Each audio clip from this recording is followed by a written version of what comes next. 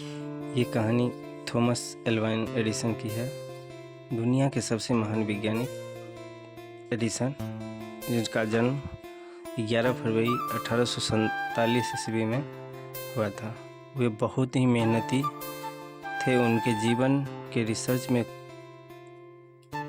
सबसे बड़ा खास था बल्ब का आविष्कार। उनके जीवन का में एक ही नशा था, वो था काम करने का नशा। जो एडिसन लैब में अगर चला जाता था तो घंटों घंटों तक बाहर नहीं जाते थे, जिससे उनकी पत्नी बहुत ही दुखी रहती थी। एक बार तो ऐसा हुआ कि कई दिनों तक वो लैब से बाहर नहीं आए। लेकिन जब बाहर आए तो उनकी पत्नी बोली, दिन रात काम करते हैं, कभी तो छुट्टी ले लिया कीजिए। एडिसन ने कहा, ठीक है, छुट्टी लेकर क्या करेंगे, कहाँ जाएंगे? तो पत्नी बोली, वहाँ चले जाइए जहाँ आपको अच्छा लगता है। एडिसन ने कहा, ठीक है, वहीं चला जाता हूँ। और फिर वो लैब की ओर चले गए और लैब में ही चले गए। वह प्रयोगशाला में ही चले गए। एडिसन ने जब गए तो पता चला कि उनके फैक्ट्री में आग लग गई है। एडिसन ने सोचा, इस आग के साथ मेरी सारी गलतियां जल गई। अब पुनः मेहनत किया और कुछ ही दिनों के बाद वह टेलीफोन का आविष्कार किया।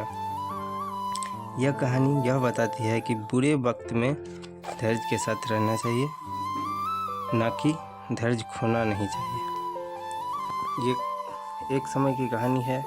उनके बचपन में स्कूल से टीचर ने एक लेटर भेजा था उनकी माँ को, और माँ को ही पढ़ने को बताया था। माँ जब पढ़ने लगी ज़ोर ज़ोर से, तो माँ पढ़ रही थी कि एडिसन एक बहुत ही बुद्धिजीवी लड़का है। इसे पढ़ाने के लिए मेरे स्कूल में अच्छे शिक्षक नहीं हैं, अतः आप घर पर ही उन्हें पढ़ाएं। माँ जब तक जिंदा रही तब तक उसे पढ़ाया लिखाया और बहुत मेहनत कराया।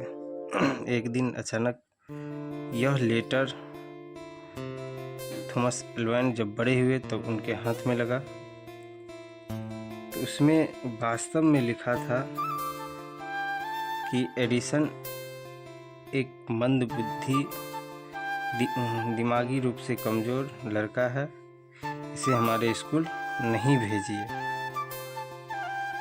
माँ ने वो कर दिखाया जो असंभव था। से फर्क नहीं पड़ता कि अभी आप क्या हैं, अगर आप कमज़ोर भी हैं तो मेहनत करके आगे बढ़ सकते हैं।